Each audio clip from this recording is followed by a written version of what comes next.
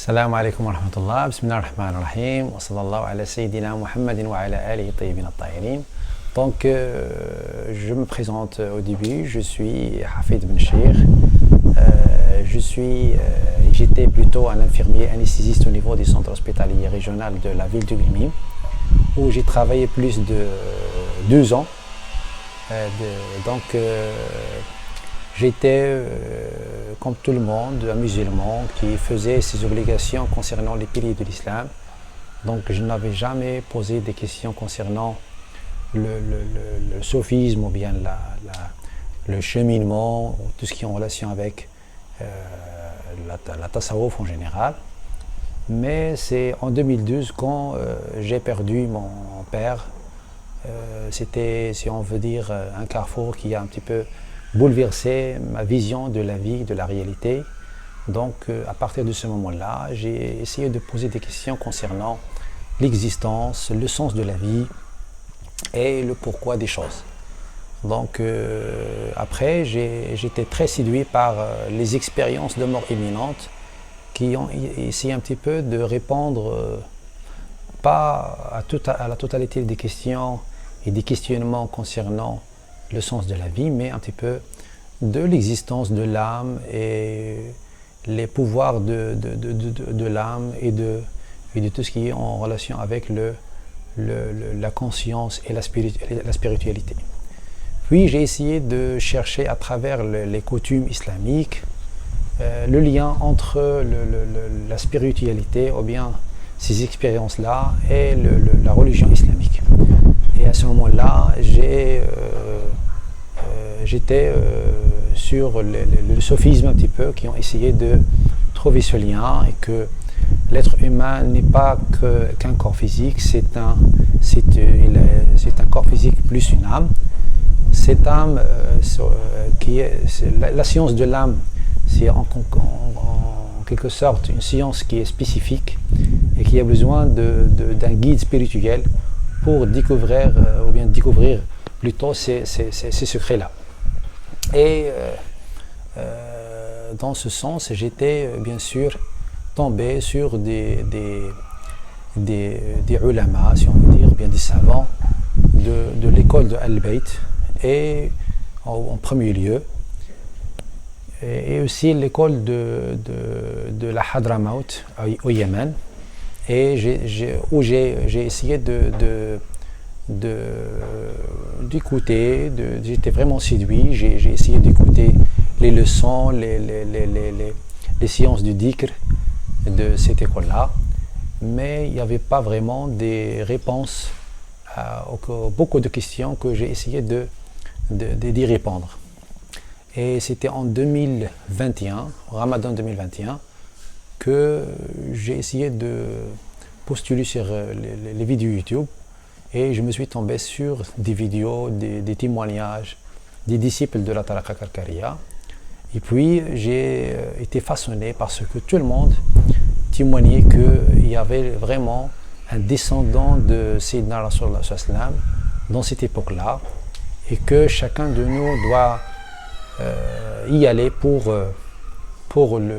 bien sûr la bay'a, ou bien pour ce contrat. Donc avant bien sûr d'y arriver à la Zawiya, j'ai écouté 2 leçons de Sayyidina Cheikh Qaddasallahu sirrah, où il parlait vraiment des choses que je n'ai jamais lues, que je n'ai jamais entendu parler par quelqu'un d'autre, et ça m'a vraiment séduit, ça m'a vraiment attiré. Et à ce moment-là, j'ai pris la décision d'y venir pour assister concrètement et prendre le pacte avec ce descendant de Sayyidina Rasulullah.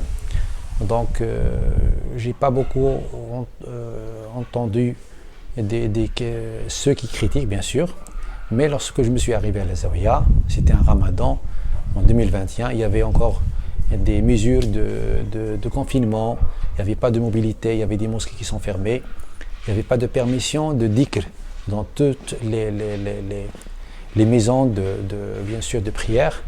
Mais quand je me suis arrivé à la Zawiya, j'étais vraiment surpris parce que c'est presque, si on peut dire, c'est le seul endroit où on trouve le dhikr en plein Ramadan.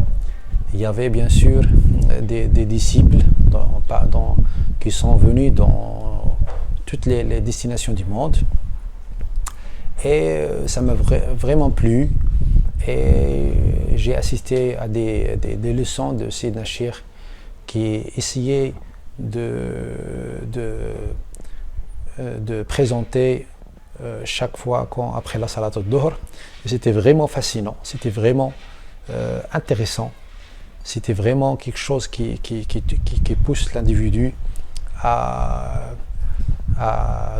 se rapprocher de ce guide qui est vraiment un miracle dans si on veut, cette époque, parce que ce sont des sciences qui sont qu'on sent qui sont des leçons qui sont pleines de haqa'iq, pleines de choses que chacun de nous a besoin pour comprendre le sens de sa vie, le sens de son existence.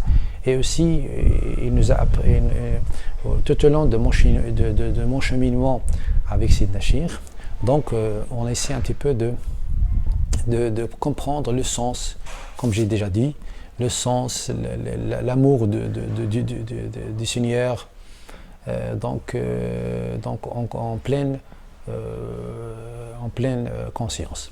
Donc si je me souviens, c'était après 3 jours depuis mon arrivée que Sayyidina Cheikh m'a permis de la bay'a.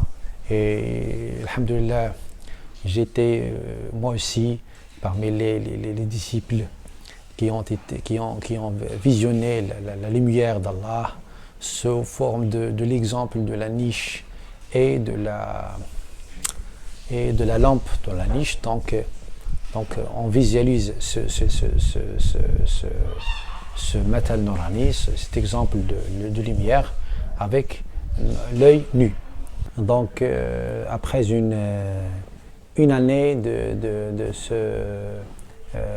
la bay'a avec Sayyidina Cheikh, Sayyidina Cheikh Qaddasallahu sirrah m'a honoré de la retraite spirituelle, donc où le disciple s'installe d'une pièce qui est propre et il garde bien sûr son ablution et conserve les temps de prière, les 5 prières de chaque journée, et reste à jeun. Et tout en se dirigeant vers la Qibla, il commence après la permission de Sayyidina Cheikh bien sûr, le dhikr du grand Seigneur, du nom du grand Seigneur Allah.